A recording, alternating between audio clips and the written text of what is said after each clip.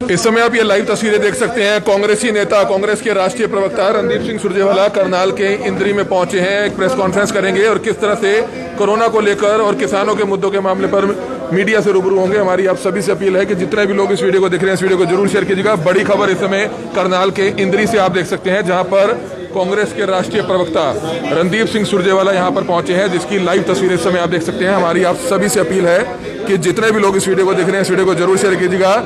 लगातार सभी जिलों में जा रहे हैं, किस तरह से मेडिकल किट जो है स्वास्थ्य कर्मचारियों को मुहैया करा रहे हैं, पुलिस कर्मचारियों को जो है मेडिकल किट वितरित कर रहे हैं। और इसी को लेकर आज एक प्रेस कॉन्फ्रेंस करनाल के इंद्री में रखी गई है, जिसकी लाइव तस्वीरें आप देख सकते हैं। हमारी आप सभी से अपील है कि जितने भी लोग इस वीडियो को देख रहे हैं, इस वीडियो को जरूर शेयर कीजिएगा। बड़ी खबर इस समय करनाल के इंद्री से आप देख सकते हैं। हमारी आप सभी से अपील कि जितने भी लोग इस वीडियो को देखें, इस वीडियो को जरूर शेयर करें। सर, क्या कहना चाहेंगे? सर, सभी जिलों में जा रहे हैं एक एक कर आज करनाल के इंद्री में आए हैं, किस तरह की तैयारी है और क्या कहना चाहेंगे? जी अमित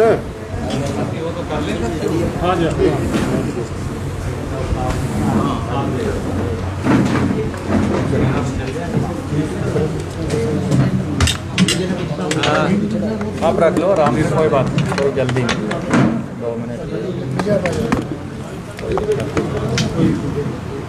क्योंकि आधा घंटा पीछे भी है। एक कुर्सी और दे दे भाई साहब के लिए एक चेयर दे दे यार।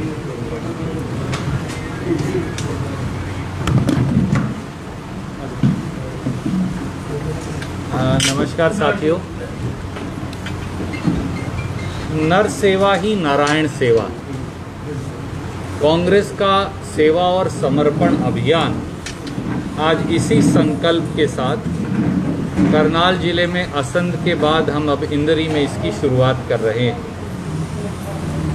एक तरफ भाजपा जजप्पा के लिए कोरोना महामारी आपदा में लूट का अवसर बन गया है और कांग्रेस पार्टी के लिए ये सेवा का संकल्प है, समर्पण का संकल्प है। अब तो कोरोना महामारी गांव और कस्बों तक फैल गई है, पर खट्टर सरकार की क्या तैयारी है? सरकारी आंकड़े झूठे हैं। अखबार के और टेलीविजन के साथियों से ज्यादा चश्मदीद गवाह कोई नहीं। करनाल हो या कुरुक्षेत्र हो, कैथल हो या जींद हो, अंबाला हो या यमुनानगर हो या बाकी हरियाणा हो, कोई ऐसा गांव अछूता नहीं रहा, कोई ऐसा छोटा छोटा इंद्री जैसा कस्बा अछूता नहीं रहा जहां पर कोरोना महामारी की मार से 2, 3, 4, 5 या उससे भी ज्यादा मृत्यु ना हुई हो। हरियाणा में कई तो ऐसे गांव हैं, टिटोली, रोहतक जैसे, जहां 70, 80, 82 मृत्यु हो चुकी। सरकार का आंकड़ा भी अगर आप मान लें आज का, तो 7.5 लाख को कोरोना का संक्रमण छू रहा है और हमारे प्रदेश में 8,000 से ज्यादा लोगों की सरकारी आंकड़े के मुताबिक मौत हो चुकी, जबकि असल में ये और भी ज्यादा है। पर ना कहीं सरकार है, ना शासन है,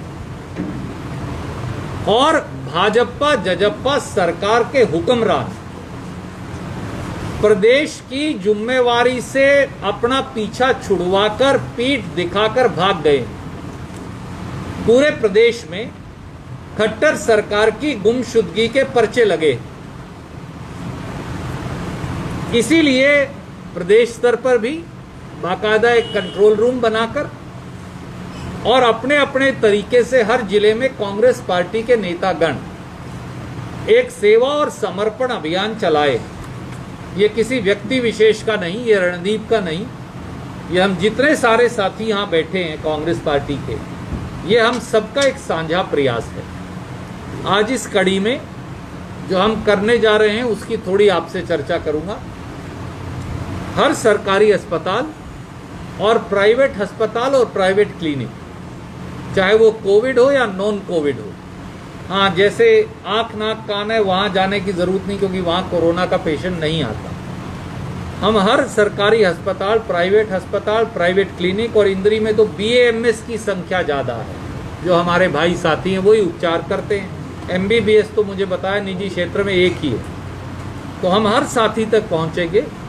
पीपीई किट, उसके साथ में अस्पताल की सफाई और हाइजीन के लिए सोडियम हाइपोक्लोराइड का सॉल्यूशन, और उसके साथ में कुछ हैंड सैनिटाइजर, ये हम हर सरकारी अस्पताल तक, प्राइवेट अस्पताल तक चलाने का प्रदेशव्यापी अभियान चला रहे हैं। अभी तक 23 शहर हम कवर कर चुके, जिसमें पूरा कैथल जिला, पूरा कुरुक्षेत्र जिला, पूरा जींद जिला, फतेहाबाद जिला, उकलाना, बरवाला, नारनौद, हिसार जिले के, और असंध और इंद्री आज संपूर्ण हो जाएगा करनाल जिले के। ये इलाका अब तक हम पूरा कराए हैं। तो आज के साथ लगभग 23 शहर जो हैं तक हमारा ये अभियान पहुंच जाएगा। इसके साथ साथ मैंने अपने सब साथियों से, संधू साहब बैठे हैं, सारे साथी बैठे हैं, एक अनुरोध और भी किया है कि सोडियम हाइपोक्लोराइड दवाई हम देंगे पार्टी की ओर से, और आप गांव दर गांव जाइए। मशीन स्प्रे वाली अपने हर गांव के अंदर उपलब्ध है, ट्रैक्टर हर गांव में उपलब्ध है। सोडियम हाइपोक्लोराइड के छिड़काव से वर्ल्ड हेल्थ ऑर्गेनाइजेशन भी कहती है कि थोड़ा कोरोना को घटाने में बचाव हो सकता है। तो आप वो छिड़काव भी करिए, और जितनी दवाई चाहिए हम पार्टी की तरफ से मैं दूंगा, कोई दिक्कत की बात नहीं। साथियों, ये सारा आह्वान श्रीमती सोनिया गांधी और श्री राहुल गांधी जी के नेतृत्व में और उनके आह्वान पर हम चला रहे हैं। राष्ट्रीय स्तर पर भी जो कोविड से लड़ाई के लिए एक 7 सदस्यीय कमेटी बना रखी है कांग्रेस पार्टी ने, मैं उसका भी हिस्सा हूं, और हम एक राष्ट्रीय कंट्रोल रूम भी चलाते हैं। इसके साथ साथ मैं ये कहूंगा, एक तरफ कांग्रेस पार्टी सेवा कर रही है, दूसरी तरफ हमारे आदरणीय मुख्यमंत्री खट्टर साहब बड़बोले बयान देकर जनता को प्रताड़ित कर रहे हैं। करनाल के साथियों ने देखा, उन्होंने कह दिया, जब कोई कोरोना महामारी में तड़प रहा था और पुकार रहा था, मदद मांग रहा था, तो उनके रिश्तेदारों को, तड़पते हुए व्यक्तियों के रिश्तेदारों को मुख्यमंत्री कहते हैं शोर मत मचाओ, शोर मचाने से मरने वाला नहीं आ जाएगा। खट्टर साहब, हम आपसे पूछना चाहते हैं, कोरोना महामारी से ग्रस्त हरियाणा की जनता शोर ना मचाए तो अंधी बहरी सरकार के कान में आवाज पड़ेगी कैसे? और इसलिए ये जिम्मेवारी कांग्रेस और विपक्ष ने ले रखी है। हम बार बार शोर मचाएंगे जब तक आप इंतजाम कर अपनी कर्तव्य का निर्वहन नहीं करेंगे। और जो छोटे मुख्यमंत्री हैं, जो कहते थे कि मैं यमुना पार करवा दूंगा खट्टर साहब को, और खट्टर साहब उन्हें जेल भेजा करते थे वोट लेने से पहले, और अब दोनों का गठजोड़ है दुष्यंत चौटाला और खट्टर साहब का, वो हेलीकॉप्टर में ही घूम रहे हैं, वो जमीन पर उतरते ही नहीं। तो भाजपा ही खा रहे हैं सत्ता का मेवा, और कांग्रेस पार्टी कर रही है जनता की सेवा। सच्चाई यही है। हरियाणा प्रदेश में जो विकराल रूप धारण कर लिया है महामारी ने, इसको लेकर हमारे कुछ सवाल मुख्यमंत्री श्री मनोहर लाल खट्टर से भी, और उनके दूसरे उप मुख्यमंत्री श्री दुष्यंत चौटाला से भी। पहला सवाल, हरियाणा में अब ब्लैक फंगस एक विकराल बीमारी का रूप धारण कर चुकी है, जो कोरोना से सीधे जुड़ी है। ब्लैक फंगस कोरोना बीमारी का एक साइड इफेक्ट है, परंतु आज 15 दिन से हरियाणा में ब्लैक फंगस की दवा नहीं। 15 दिन हो गए मेडिकल कॉलेजों के अंदर ब्लैक फंगस की दवा खत्म है। मैं और आप ये दोनों जानते हैं, हम सब 4 डोज एक दिन में ब्लैक फंगस के लगते हैं। परंतु खट्टर सरकार ने एक नया आदेश जारी कर दिया, बोले हमारे पास दवाई कम है इसलिए हम 2 ही देंगे। माफ कीजिए, आपको बुखार हो जाए, आपको पैरासीटामोल की 3 गोलियों की जरूरत हो, खट्टर साहब कहेंगे मैं तो आधी गोली दूंगा, बुखार उतरना चाहिए। कैसे उतरेगा भैया? आपको भूख लगी है, आपको 4 रोटी खानी है, आपको कहें 1 टुकड़ा रोटी का खा ले, उससे तेरा पेट भर जाना चाहिए, ये कैसे संभव होगा? ये ब्लैक फंगस की जो महामारी फैली हुई है, जिसकी दवा नहीं दे रही सरकार, इसके लिए कौन जिम्मेवार है? पर आज ब्लैक में आप चलिए, ब्लैक में लाखों हजारों रुपए के अंदर ब्लैक फंगस की दवा उपलब्ध है। खुलेआम कालाबाजारी हो रही है। दूसरा सवाल, हरियाणा में पिछले 2 महीने से ऑक्सीजन का भयंकर संकट जारी है। थोड़ा सा कम हुआ वक्त के साथ, पर आज भी है। जिस जिले में ऑक्सीजन प्लांट नहीं, अपने यहाँ है ये अच्छी बात है, पर जिस जिले में नहीं है उस जिले में समस्या और भयंकर है। हमारे को तो केंद्र सरकार ने, बीजेपी सरकार ने, मोदी जी ने भी पूरी ऑक्सीजन अलॉट नहीं की, पर हमारे मुख्यमंत्री की इतनी हिम्मत नहीं हुई कि वो प्रधानमंत्री को जाकर विरोध दर्ज करवा सके। ऐसा क्यों? नंबर 3, खट्टर सरकार ने हरियाणा के अधिकतर छोटे कस्बों और शहरों में ऑक्सीजन की सप्लाई बंद कर दी। कहा कि गुड़गांव को देंगे, फरीदाबाद को देंगे और बड़े शहरों को देंगे। अच्छी बात है, दीजिए, पर इंद्री और असंध और नीसंग और नीलोखेड़ी और घरौंडा, इनको क्यों नहीं देंगे? आप बबैन और लाडवा को क्यों नहीं देंगे? आप शाहबाद, इस्माइलाबाद और पेहवा को क्यों नहीं देंगे? क्या वहाँ इंसान नहीं रहते? क्या हम कीड़े मकोड़े हैं जो छोटे कस्बों में रहने वाले लोग हैं या गांव में? इसलिए ये अजीबोगरीब तंत्र है कि बड़े शहर को ऑक्सीजन सप्लाई देंगे तो छोटे शहर का मरीज कहां जाए, इसका क्या जवाब है? 5वां सवाल, हरियाणा में पहली बार ये हमने देखा कि कौन से अस्पताल को कोरोना अस्पताल डिक्लेयर करना है, इसका अधिकार भी खट्टर सरकार ने खुद ले लिया। ये पहली बार दुनिया में अजीब सिस्टम देखा। कल को खुदा ना करे आपके किसी परिवार के सदस्य को हार्ट की समस्या हो जाए, आप डॉक्टर के पास जाएं, डॉक्टर के नहीं, पहले खट्टर साहब से लाइसेंस लाना पड़ेगा कि मैं हार्ट के मरीज देख सकता हूं, फिर देख पाऊंगा। तो एमबीबीएस की डिग्री किस लिए ली है? एमडी की डिग्री किस लिए ली है? इंडियन मेडिकल एसोसिएशन और मेडिकल काउंसिल ऑफ इंडिया किस लिए? करना यह चाहिए था हर अस्पताल को, जो भी डॉक्टर हैं जिसके पास, जो कोरोना अस्पताल बनाना चाहता है उसे अपने आप इजाजत होनी चाहिए। हाँ, प्रोटोकॉल बनाइए कि भाई कोरोना दूसरे मरीज को ना लग जाए, इसके लिए अलग विंग होगा, उसमें इतने डॉक्टर होंगे, वो डॉक्टर केवल कोरोना का इलाज करेंगे, ये नर्स केवल कोरोना का इलाज करेंगी, इनकी वेस्ट ऐसे डिस्पोजल होगी। इसके अंदर भी खुलेआम रुपया पैसा की रिश्वत चल रही है और खट्टर सरकार कुछ नहीं कर रही। हरियाणा में एक और बात जो है कि जीवन रक्षक दवाएं जितनी भी हैं, वो ब्लैक फंगस का इंजेक्शन हो, वो टोसिलाजोम का इंजेक्शन हो, वो आइवरमेक्टिन का इंजेक्शन हो, वो डेक्सोना का इंजेक्शन हो, खुलेआम उनकी कालाबाजारी जारी है। रेमडेसिविर के इंजेक्शन के लिए करनाल के लोग तड़प तड़प कर मर गए। रेमडेसिविर का इंजेक्शन मुख्यमंत्री के विधानसभा क्षेत्र और जहां से वो निर्वाचित हुए उस जिले में मिला नहीं। लोगों को हजारों रुपये की ब्लैक में खरीदना पड़ा। और टोसिलाजोम तो किसी को मिल ही नहीं सकता, आज भी नहीं दे सकते खट्टर साहब। आज भी 10 लाख रुपए की ब्लैक में मिलेगा, सरकार नहीं देगी। ऐसा क्यों? लोगों की जिंदगी दांव पर क्यों? और एक आखिरी बात इसके साथ और मैं कहना चाहूंगा, 2 आखिरी बातें हैं। सेकेंड लास्ट ये है कि हरियाणा में कोरोना से, या देश में कोरोना से एक ही इलाज है, वो है कोरोना निरोधक टीका यानी वैक्सीन। हरियाणा में 7 जिलों में तो आपने अब 18+ युवाओं का टीका लगाना ही बंद कर दिया ना। बाकी जगह वैक्सीन आपके पास है, जहां है बहुत थोड़ा है। तो हरियाणा के 2.5 करोड़ लोगों को वैक्सीन कब मिलेगी? अभी तक तो हरियाणा में 3 या 4-5% लोगों को वैक्सीन लग पाई है, दोनों डोज। तो पूरे के पूरे डोज कब तक लगेंगे, खट्टर साहब बताएं, ताकि लोगों की सुरक्षा हो। खेती करनी है, दुकान खोलनी है, मजदूरी करनी है, नौकरी करनी है, पत्रकारिता भी एक काम है महत्वपूर्ण। कैसे लोग फिर जिएंगे? और आखिरी ये है कि जीवन रक्षक दवाएं गुल, ब्लैक फंगस की दवा गुल और शराब की सप्लाई फुल। पिछले 2 महीने से आप पत्रकार साथी गवाह हैं इसके, शराब के ठेके के पिछले दरवाजे से जितनी दारू चाहिए उतनी मिल रही है। होम डिलीवरी चाहिए, होम डिलीवरी होने लग रही है। और 200 रुपए की शराब का रेट 400 कर दिया, 400 वाली का 800 कर दिया, 800 वाली का 1600 कर दिया। हरियाणा में 2 महीने में कई हजार करोड़ का शराब घोटाला हुआ है। क्या उसके लिए खट्टर साहब जिम्मेवार नहीं? दुष्यंत चौटाला जिम्मेवार नहीं?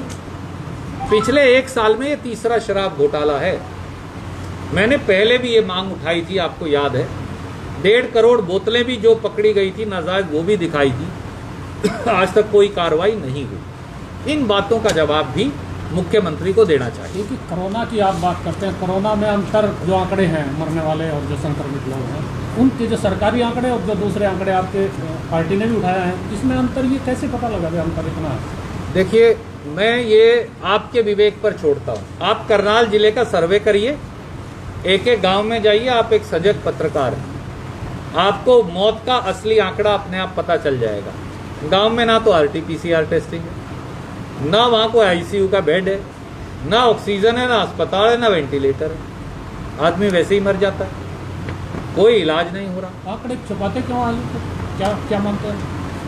आंकड़े छुपाना एक अपराध है, क्योंकि जब तक आपके घर में मुसीबत आए, आप आंख नहीं बंद करके बैठ सकते। बिल्ली को देख के कबूतर को आंख नहीं बंद करनी चाहिए। आपको सामना करना है, आपको इलाज करना, आपको दवाई देनी, आपको ऑक्सीजन देनी, आपको वेंटिलेटर देना, ICU बेड देना। आप ये दे नहीं पा रहे, इसलिए आप केवल मौत के आंकड़े कम कर रहे हैं। मोदी सरकार के 7 साल पूरे हो चुके हैं। आज किस रूप में देखते हैं इन 7 वर्षों को? देखिए, 7 साल से भाजपा को देश भुगत रहा है और उम्मीद है कि अब देश की जनता ये पहचान गई है कि मोदी सरकार और भाजपा देश के लिए हानिकारक है।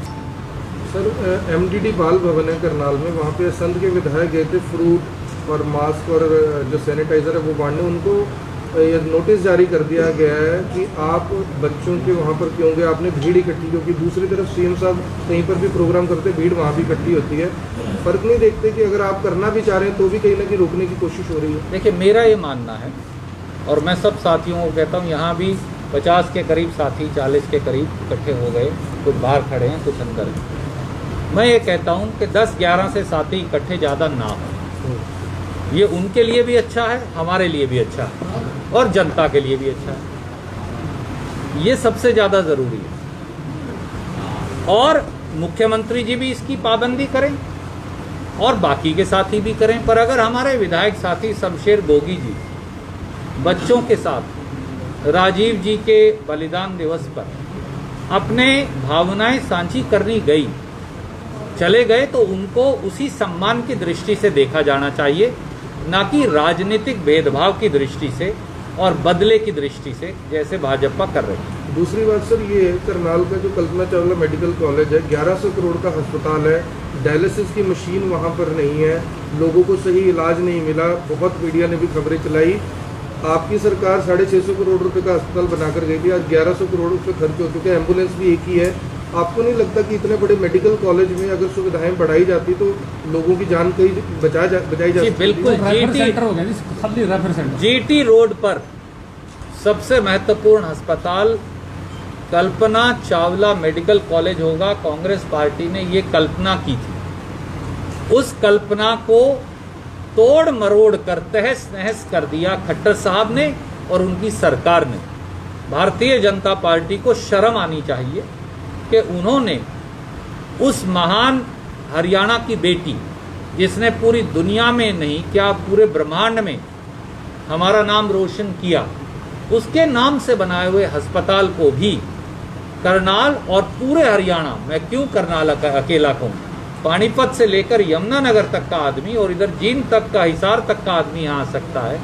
हम सबको इन सुविधाओं से वंचित कर दिया। हरियाणा में कांग्रेस पार्टी का गठन नहीं हो रहा और ये जो गठन में देरी पिछले कई वर्षों से लगातार चल रही है, वजह क्या है? साहब, मेरा ये विषय नहीं, मैं तो एक छोटा सा कार्यकर्ता हूँ, ना मेरे को गठन करने का अधिकार और ना मेरा गठन करना काम। सुझाव तो दे सकते हैं? सुझाव दे दिए हैं और हमारे बंसल जी, शैलजा जी और बाकी जो सारे वरिष्ठ साथी हैं वो बहुत जल्द गठन करेंगे, मुझे ऐसी उम्मीद। सर, एक बाबा रामदेव और IMA के बीच में विवाद चल रहा है, आखिरकार पहली बार नहीं हुआ ऐसा, इस पर क्या कहना चाहेंगे? कि कोई मैं केवल एक बात कहूंगा, डॉक्टर भगवान तो नहीं, पर कोरोना महामारी में डॉक्टर भगवान से कम भी नहीं। तो भगवान के बाद अगर दूसरा भगवान कोई धरती पर है आज के दिन, तो वो डॉक्टर है। और कितने डॉक्टर मर गए, कितनी हमारी नर्स बहनें मर गई, कितना हमारा क्लास 4 पैरामेडिकल स्टाफ मर गया, वो उनको तो कोरोना नहीं था ना, वो तो हमारे परिवार के किसी प्रियजन की सेवा कर रहे थे, उसका इलाज कर रहे थे।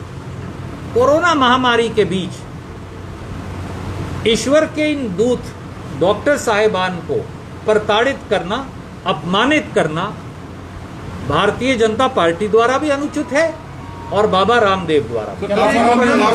बड़ा इंपॉर्टेंट सवाल है, ट्वीट वायरल हो रहा है बाबा रामदेव का। आपकी सरकार में उन्होंने 2 बड़े वादे किए थे कि अगर बीजेपी की सरकार बनेगी काला धन वापस आएगा, पेट्रोल डीजल 35 रुपए लीटर बिकेगा। आज इस मुद्दे पर वो बोलने के लिए तैयार नहीं है, तो कहीं साठगांठ है, क्या चक्कर है? आज हम एक विशेष बात के लिए आपके बीच में हाजिर हुए। मैंने जैसा कहा कि हम अस्पतालों में जाएंगे, अस्पतालों के साथ साथ हम पुलिस थाने भी जाते हैं हमेशा, और हमारे पत्रकार साथियों तक भी पहुंचने का प्रयास करते हैं। ये हमारा एक ट्रिपल अभियान है। मेरे इस अभियान को मैं क्यों डीरेल करूं उन बातों को लेकर जिसका कोई कैथल से या करनाल से या हरियाणा से कोई लेना देना नहीं। अच्छा, किसान आंदोलन चल रहा है बहुत, किसान आंदोलन में तो आपकी पार्टी पर भी बहुत बड़ा आरोप लग रहा है कि किसानों के कंधे पर बंदूक रख के आप लोग चला रहे हैं। भारतीय जनता पार्टी ने ऐसा आरोप लगाया, क्या कहना चाहते हैं? ये मैं खुद भी एक किसान हूँ और किसान के साथ हूँ और किसान के साथ रहूंगा। भारतीय जनता पार्टी में हिम्मत है तो मुझे हथकड़ी लगाकर गिरफ्तार कर ले।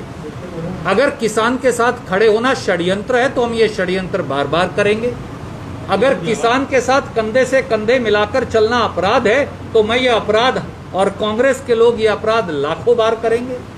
अगर किसान जिसकी वजह से हम सबका पेट भरता है, अगर वो किसान आज जिंदगी की सिसकियां ले रहा है और सरकार के कानों तक आवाज डालना अब एक क्राइम है, तो इस क्राइम को हर व्यक्ति को बार बार करना चाहिए। आखिरी सवाल है सर, सीएम साहब ने कहा था कि किसानों की वजह से गांव-गांव तक कोरोना पहुंचा है। सर, आप हर चीज उनकी गंभीरता से ना लिया। तो ये तस्वीरें समय आप देखते हैं, रणदीप सिंह सुरजेवाला पहुंचे हैं जहां पर पुलिस कर्मचारियों को, अधिकारियों को और किस तरह से मेडिकल स्टाफ के लोगों को मेडिकल किट वितरित करेंगे, सैनिटाइजर वितरित करेंगे, जिसकी लाइव तस्वीरें समय आप देख सकते हैं। और हमारी आप सभी से अपील है कि जितने भी लोग इस वीडियो को देख रहे हैं, इस वीडियो को जरूर शेयर कीजिएगा।